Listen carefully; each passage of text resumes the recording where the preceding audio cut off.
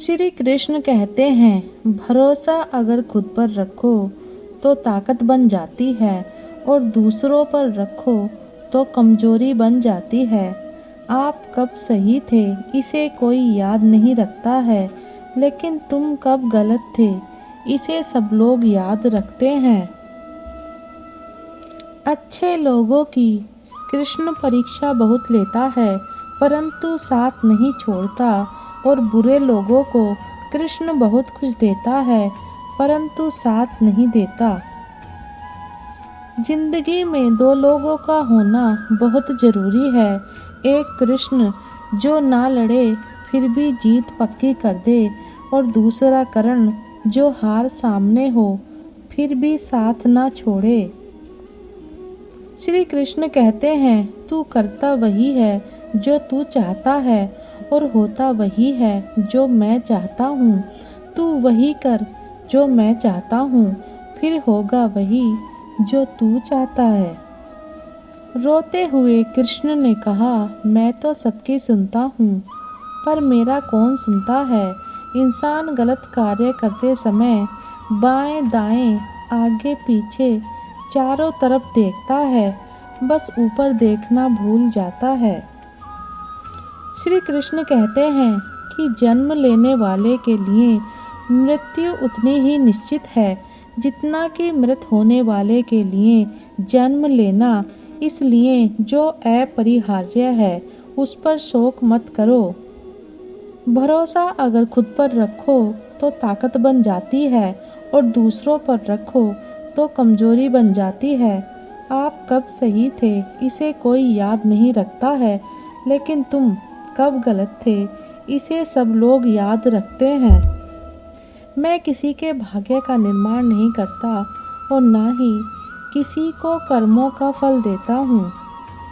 मनुष्य कितना भी गोरा क्यों ना हो, परंतु उसकी परछाई सदैव काली होती है। मैं श्रेष्ठ हूँ यह आत्मविश्वास है, लेकिन सिर्फ मैं ही श्रेष्ठ हूँ यह अहंकार है। मैं सभी प्राणियों को समान रूप से देखता हूँ, ना कोई मुझे कम प्रिय है ना अधिक, लेकिन जो मेरी प्रेम पूर्वक आराधना करते हैं वो मेरे भीतर रहते हैं और मैं उनके जीवन में आता हूँ। तुम्हारा क्या गया जो तुम रोते हो, तुम क्या लाए थे जो तुमने खो दिया, तुमने क्या पैदा किया था जो नाश हो गया। ना तुम कुछ लेकर आए, जो लिया यहीं से लिया, जो दिया यहीं पर दिया, जो लिया इसी ईश्वर से लिया, जो दिया इसी को दिया। यदि आप किसी के साथ मित्रता नहीं कर सकते हैं तो उसके साथ शत्रुता भी नहीं करनी चाहिए। जो हुआ वह अच्छा हुआ, जो हो रहा है वह अच्छा हो रहा है, जो होगा वह भी अच्छा ही होगा। तुम भूत का पश्चाताप ना करो, भविष्य की चिंता ना करो, वर्तमान चल रहा है। राधा ने श्री कृष्ण से पूछा, प्यार का असली मतलब क्या होता है। श्री कृष्ण ने हंसकर कहा, जहाँ मतलब होता है वहाँ प्यार कहाँ होता है। मेरे कई जन्म हो चुके हैं, तुम्हारे भी कई जन्म हो चुके हैं, ना तो यह मेरा आखिरी जन्म है और ना यह तुम्हारा आखिरी जन्म है। प्रेम एक ऐसा अनुभव है जो मनुष्य को कभी परास्त नहीं होने देता, और घृणा एक ऐसा अनुभव है जो मनुष्य को कभी जीतने नहीं देता। श्री कृष्ण जी कहते हैं, जिस व्यक्ति को आपकी कद्र नहीं, उसके साथ खड़े रहने से अच्छा है आप अकेले रहें। परिवर्तन इस संसार का नियम है। कल जो किसी और का था आज वो तुम्हारा है, एवं कल वो किसी और का होगा। प्यार और तकदीर कभी साथ नहीं चलते, क्योंकि जो तकदीर में होते हैं उनसे कभी प्यार नहीं होता, और जिससे हमें प्यार हो जाता है वह तकदीर में नहीं होता। श्री कृष्ण कहते हैं, मनुष्य को जीवन में श्रेष्ठ बनने का प्रयास अवश्य करना चाहिए, परंतु जीवन में हमेशा उत्तम ही रहना चाहिए। हर कीमती चीज को उठाने के लिए झुकना ही पड़ता है। माँ और पिता का आशीर्वाद भी इनमें से एक है।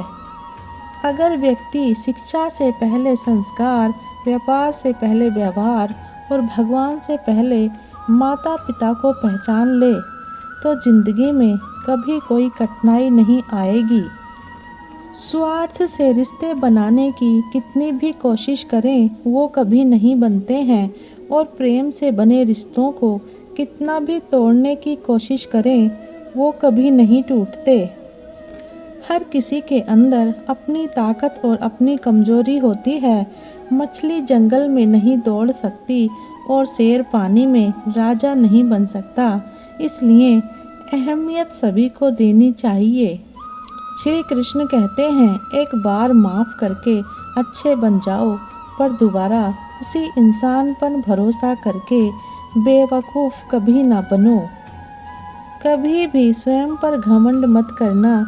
पत्थर भी भारी होकर पानी में अपना वजूद खो देता है।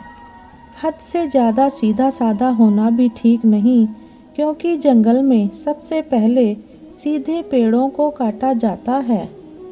अच्छी किस्मत के लोग थोड़ा भी बुरा होने पर भगवान को कोसते हैं, और बुरी किस्मत के लोग थोड़ा भी अच्छा होने पर भगवान का स्मरण और धन्यवाद करते हैं।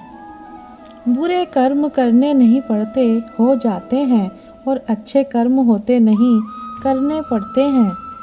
श्री कृष्ण कहते हैं, अहंकार मत कर किसी को कुछ भी देकर, क्या पता तू दे रहा है या पिछले जन्म का कर्जा चुका रहा है। अहंकार करने पर इंसान की प्रतिष्ठा, वंश, वैभव तीनों ही चले जाते हैं। जिंदगी के इस रण में खुद ही कृष्ण और खुद ही अर्जुन बनना पड़ता है।